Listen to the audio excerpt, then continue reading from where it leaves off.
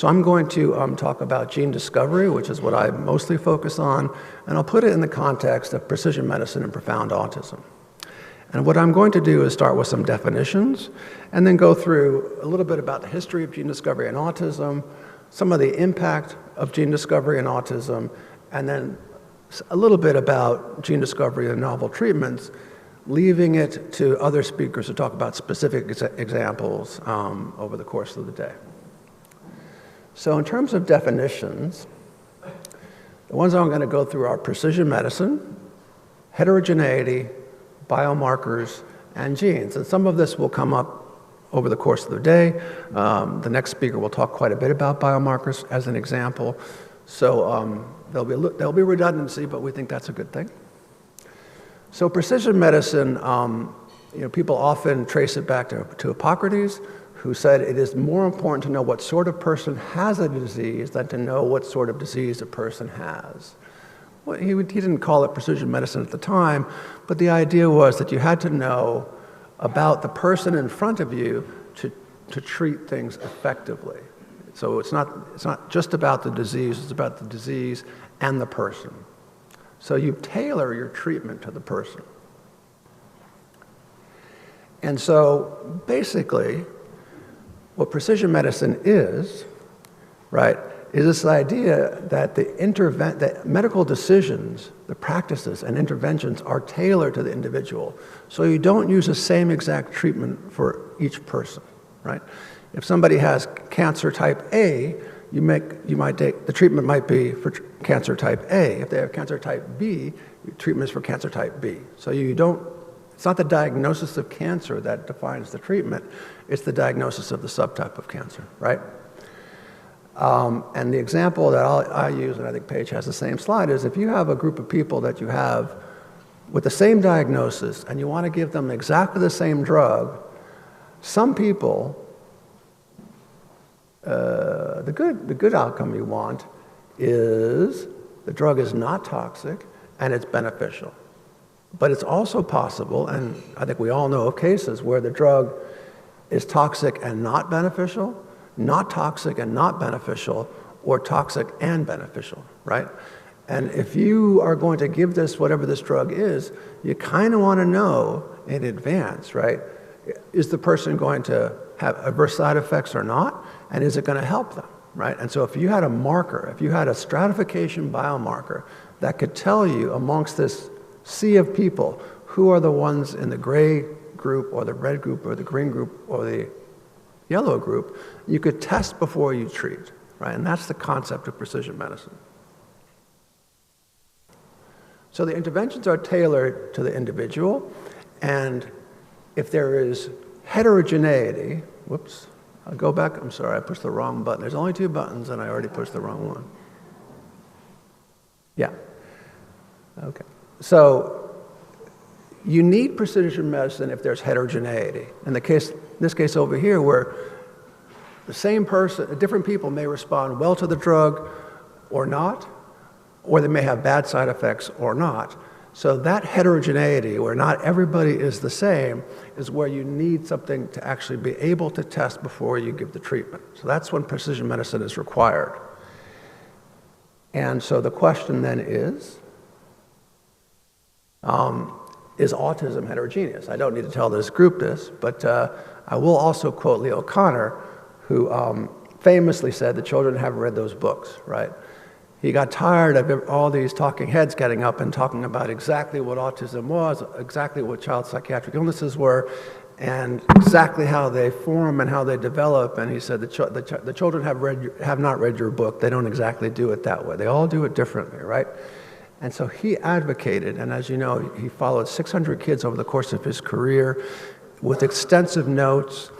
He wrote the first book on child and adolescent psychiatry based on that, and he believed very firmly you must study the children as individuals. You must understand the individual and not pay some attention, but not more than minimal attention to the big tomes, the books that were out there that said this is how it's going to go, because it never really went quite that way, right?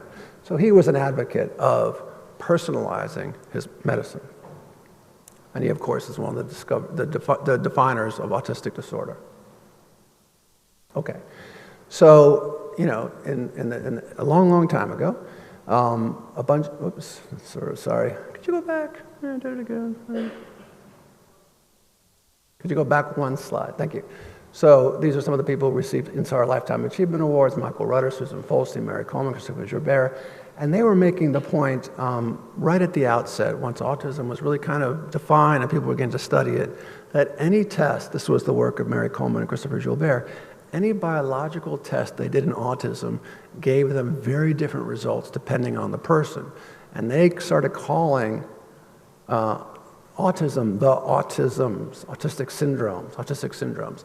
They said it is a mistake to treat this all as one thing from a strictly biological perspective. We already know that clinically autism manifests across a very great spectrum. We've already talked about profound autism and other.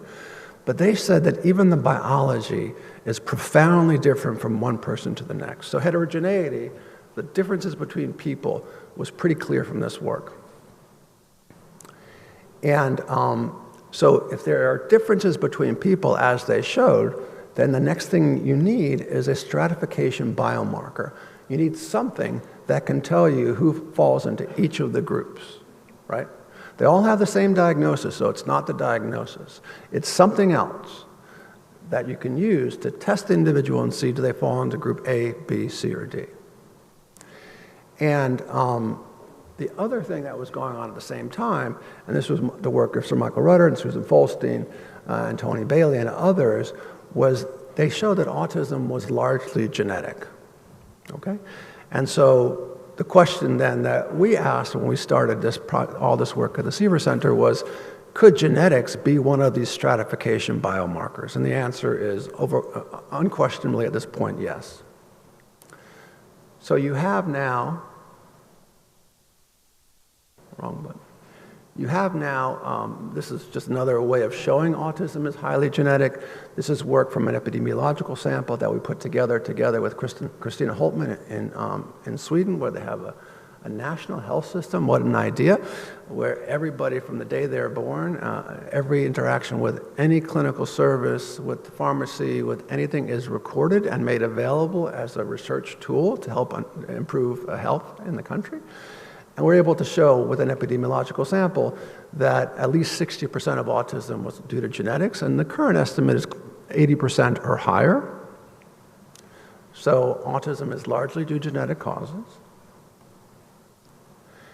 And so it raises the possibility that the stratification tool or biomarker, the thing you can use, one thing, and you'll hear about more in a few minutes, one thing you might be able to use to stratify autism would be by genetics, right? And so, you know, we have the human genome, I'll talk more about that, and that might be a tool to separate autism into subtypes that might respond differently to different treatments or require different treatments. So that's precision medicine, and I'm going to give you yourgenome.org's explanation of chromosomes, DNA, genes, and proteins, and it's going to be very superficial. But we all have 23 chromosomes, so all of our DNA is packaged into these very complicated structures. The chromosomes have on them DNA, and the DNA basically has about 20,000 unique genes. And a gene is a segment of DNA that's job it is, for the most part, to code for a protein. And a protein is kind of a unit of action in the body. So, you know, if we have, if the center of eye has to be clear, we have a certain protein there called crystalline that sits in the center of the eye and allows light to go through. If you didn't have crystalline there, you had another protein there, it would not be clear. If you want to move oxygen around the blood, we have hemoglobin, which is a protein, right, that you've heard about. And so, or things that make cholesterol or degrade cholesterol. So we have these chromosomes, 23 of them, with 20,000 genes overall on all the chromosomes. And each gene makes usually several different proteins. But basically, let's just say that there are 20,000, there are probably closer to 200,000, but there's 20,000 primary gene products or proteins in the body that make things happen, right? Myosin is something that makes muscles move, right? Another tiny protein that is able to move up and down a ladder and and bend your arm, right? So proteins are the unit of function. And when you think about what can go wrong, here's the example of sickle cell anemia, right? So these are amino acids, proline, glutamate, and a single amino acid mutation in the gene that makes hemoglobin causes the hemoglobin to become sticky and aggregate. It changes the shape of the cell. It begins to not flow smoothly through capillaries, and you get sickle cell anemia, right? And so it's a single amino acid change that is sufficient to change the structure of your red blood cells, interfere with them flowing through the capillaries, and change their ability to bind and release oxygen, right? So that's an example of a genetic disorder. And it goes from the chromosome where the mutation is within a gene, which is the hemoglobin gene, and then it affects hemoglobin protein, and then it has a biological effect. And as I'm sure you may know, there's already now some gene therapies for sickle cell anemia, and in a couple of cases they've cured sickle cell anemia in individuals by correcting the mutation, taking blood out, correcting the mutation, putting it back in. And so this idea of precision medicine or personalized medicine is really taking off. And here's a website. The number of genes that are being approved every year that are precision medicine oriented is getting higher and higher. So 25 of the 53 new therapies that were approved by the FDA in 2023 were precision medicine, and 6 additional ones were gene-based that are also precision medicine, but just not on a nucleic acid level. You can't really read these things, well, at least I can't. Maybe you can. But, you know, a lot of things that,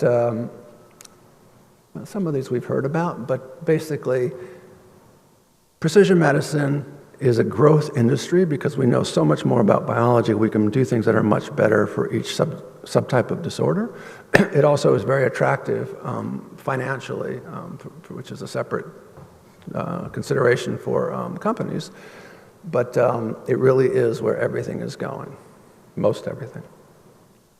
And this is the cell-based therapies for different kinds of disorders, a little bit bigger, certain kinds of cancer, certain kinds of Duchenne muscular dystrophy, a very significant motor disorder with bad outcomes, you know, more and more treatments for cell or genetic or other rare disorders or common disorders.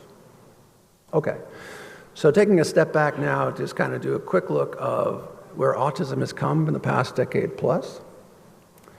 So the human genome, which is the cartoon I showed you before, was finished 2003, 2004. It was a very big deal, and it was a very expensive deal. It was kind of considered the moonshot in biology at the time. And when it was finished 2003, 2004, technology had been evolving and developing for mapping the human genome.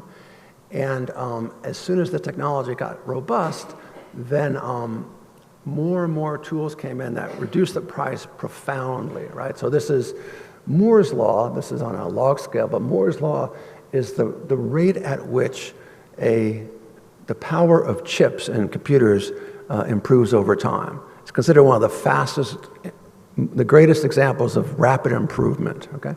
But if you look at the cost of the human genome, how much it would cost to get all of your DNA sequenced, look how it's gone thousands of fold faster, going down in price compared to how quickly, how much bigger your computer chip can be for the same amount of money, all right?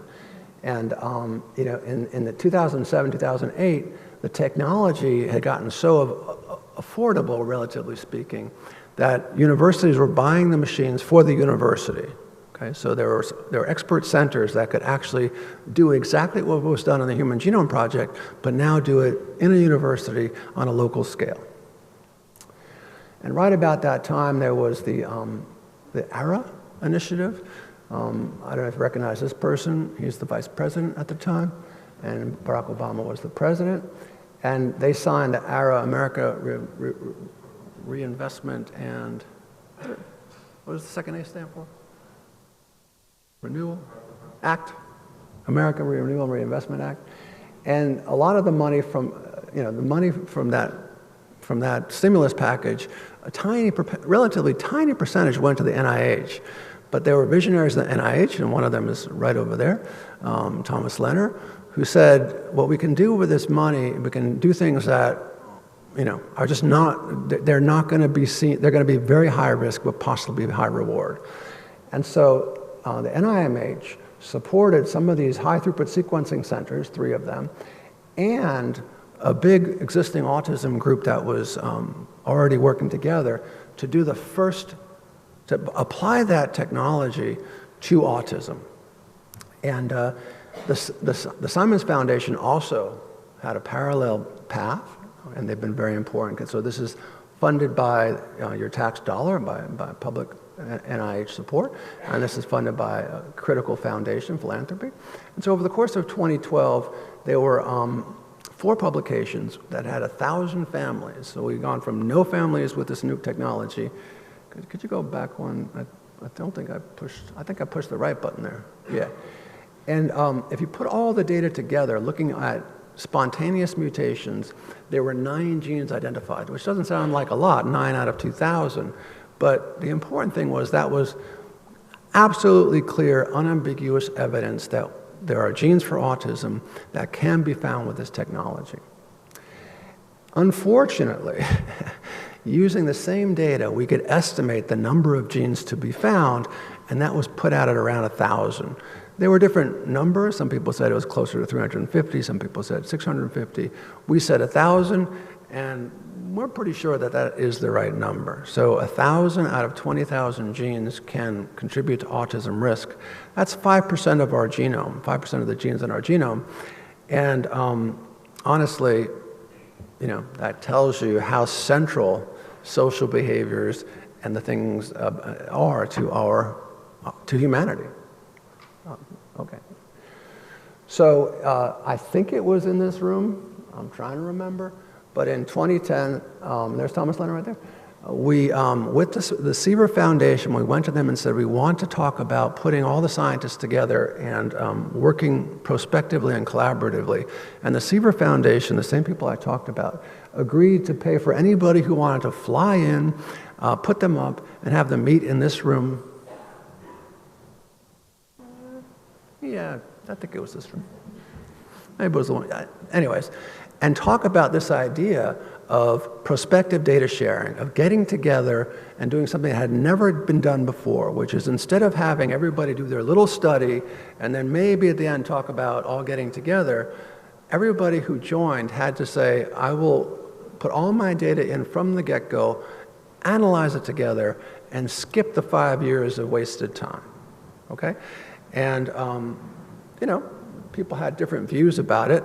The people who were most happy about it were the families, and you can imagine, and the funders. The funders was like, wouldn't it be nice to actually, instead of paying for a lot of small things and then pay for the big thing, just start with the big thing.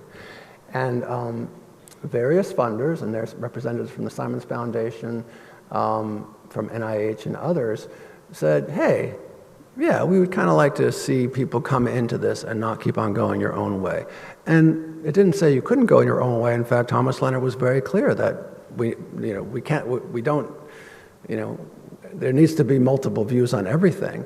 But if instead of everybody going their own way, a lot of people can get together and some people can do their own thing and we can compare and contrast. Healthy competition is what he called it. And so we wrote a white paper. Thomas invited us to NIH. We brought quite a few, several hundred people who were stakeholders to come. And basically, we made the point about the 1,000 genes, how expensive it's going to be, how much time we'd waste by doing it in 50 labs independently before putting our data together. And we got a lot of buy-in, and we created the AESC, the Autism Sequencing Consortium. And this is the first paper. Sylvie Roubaix is in the back. She can raise her hand. She was a postdoc at the time. There she is. First paper from the ASC, lots of authors, so, credit, gets kind of shrunk down, but you know that you're doing the right thing. And we're beginning to find autism genes. Whoops, I'm going to go back for a second. It doesn't matter. ADMP is one you'll hear about today. SHANK3 is also on this list. The Simons Foundation was doing something similar, and we're getting to the point where we're finding more and more autism genes. And then this is a joint study with the Simons Foundation. This is the ASC paper in 2020. This is the ASC paper in 2022. We have 255 genes for autism out of the 1,000, and this year we'll have almost twice that. So we're getting to the point where we're actually capturing most of the genetic risk for autism, right here, right now. Okay, so we have all these genes, and the other thing, we went back to that epidemiological sample, the one I said we collected in Sweden, and since it was collected in an unbiased way, it was sampled across the country, we could ask, what is the rate of genetic diagnosis with current knowledge? And Barang Mahajani, who is also here in the back, somewhere next to, there he is. You can raise your hand, don't be shy, was able to show that with the knowledge we had in 2020, 2021, 30% of the people with autism could get a genetic diagnosis. And we think that number will go up over time. It won't go up to 100%, but it will go up over time. And that's quite surprising, right, that we can make genetic diagnosis in such a large fraction. Okay. The unfortunate thing with 1,000 genes is not only is it 1,000 genes, but no matter how you look at the data, and there's 100 ways we've looked, it's not a single biological entity. There's no single pathway. In other words, it would be great if all 1,000 genes were all actually doing the same thing, and then you could use one treatment for everything. You cannot. Some of the mutations cause this to go up, or this to go down, or this to go up or down. And so the heterogeneity question of, is it one kind of biological type of autism? The answer is absolutely not. And so I see this flashing light, which means I've gone over by a lot. Just pull this up here. Okay, well, I will just make a couple of quick points about immediate impact, okay? So this is what the Seaver Center does as a center. We look for genes, and then for certain genes, we actually bring in families with those mutations and ask about the phenotypes. This is one thing we do. And then we can take those same genes and introduce mutations in the genes into cells in a Petri dish or into mouse models and study them and think about what it tells us about disease, biology, and even what it tells us about treatment. So once you have a gene, okay, you can begin to look at that subtype of autism. And there are other ways to look at subtypes, but this is one. And relate specific behavioral changes in the individual, generate specific model systems that can tell you what's actually changing biologically, and even test drugs in those systems. So we do a lot of that. And just to show you a couple of examples of immediate impact, so this is one of the first genes, SHANK3, which you'll hear about more later. And here is a family that has an individual with a very profound autism with a mutation in the gene, but mom and dad don't have that mutation. It's a spontaneous mutation in the child. And so mom and dad now know that the risk of having another child with the same disorder is zero. Not zero, but very low. So there's immediate opportunities for genetic counseling, right? At the same time, this family over here, the dad has a translocation, and that translocation can be passed down. And it's actually passed down to the severely affected girl and to a less severely affected boy. So in that family, they can now know that 25% of their kids will have high or low expression of this gene, and they can make reproductive decisions on that.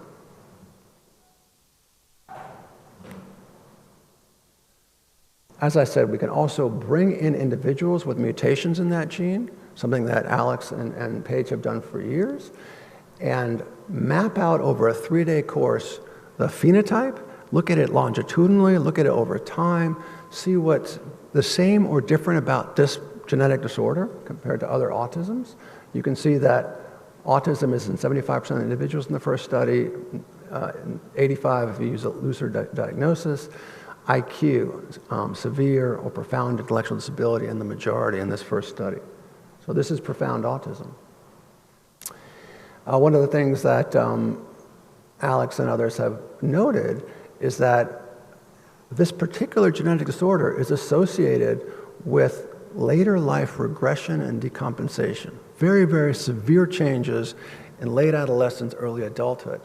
And I remember when we first began to understand this, that this was happening, and how terrifying and disruptive it was. And I remember being at Stanford and having a shouting match with other people who were saying, we should tell the families, we shouldn't. And I said, if I know something, the family's got to know something, the same thing. I don't have any rights to keep things from families. And it was a grim time.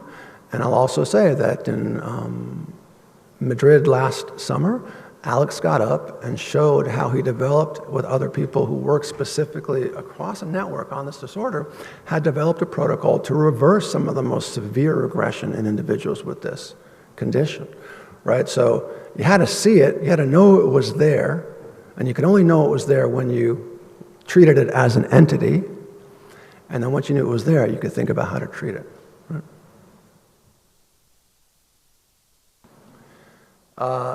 And then the other thing about, once you start looking at these subgroups, is you begin to see that the biomarkers, the genetic biomarkers, we already know, they define the subgroup, but other things like EEG, you can see very, very clear reproducible shifts in the brain waves of individuals with this mutation. You can see very, very clear shifts in the sensory domains of these individuals with this mutation, and some of their social engagement is also very different, right? So you can actually begin to see differences within groups that make them, different. Might be something you want to target or treat, may also tell you something about the biology.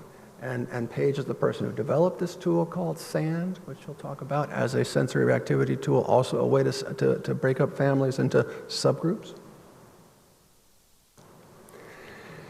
And I mentioned genetic counseling already. And then this is a quote from one of our moms, that when she got a genetic diagnosis on ADNP syndrome, which we'll hear about more later too, she went from being worried to warrior, right? She now can advocate for her child and for that gene and for that disorder. And that really is a game changer, right? And from powerless to empowered, right? And just to show you, for the same SHANK3 PMS, the families created a data hub where anybody can go and get information. They have family groups and family conferences. They have registries. They support clinical centers of excellence. And guess what? They push the NIH and others to fund and to pursue this genetic form of autism. And then, Echo PMS is something that Alex is one of the people who put it together. That's the group that came up with the new protocol for treating catatonia, right? Information for families. There are experts all over the world who will it's 2 times a month now, will take clinicians anywhere in the world can ask for advice. They'll send in their case report, they'll get on a Zoom call, and they'll talk about this patient anywhere in the world and get the top level experts in the world giving them advice on what to do. And so that's immediate impact, and the more dramatic thing is what we and others are trying to do is once you have a gene, you can begin to map out the clinical phenotypes, which I've talked about. You can begin to understand the biology in model systems, mice and cells in Petri dishes. You can look for drug repositioning, and we'll hear a little bit about that. Take existing drugs and see if it makes a difference in the mouse or the cells in culture. Then maybe it could be tried in clinical trials, and we'll hear about that. And even use tools of high-throughput screening or other methodologies to find completely new drugs that will specifically target the biology of that subtype of autism. Now, right now, I've talked only about genetic subtypes, but as you'll hear, you can also use biomarkers for other ways of cutting up the autism pie, sensory being one of them. Right? So once you have a stratification biomarker, you can begin to look at that subgroup uniquely in the same way we now look at cancers uniquely. We don't just say cancer. Cancer is treated historically with, general things that kill dividing cells, and that'll work for most cancers a little bit. But the magic bullet cancer treatments you've heard about are tailored to the cancer that the very specific biomarkers in that cancer. And as you've probably heard, some of them work spectacularly well. Okay, and I won't go through this. This is a couple of ways of leveraging some of these genetic findings to develop, ultimately, new treatments. But others will talk about it. These are two ways, and I'm out of time. So I'm going to just end there. And thank you all for listening. Thank the Seaver Foundation for just putting everything in place for the past 30-plus years to bring us to this date. Thank the Seaver Center. This is an old picture back when we met in person in this building, but a different floor. And some of our major funders. And I'll stop there.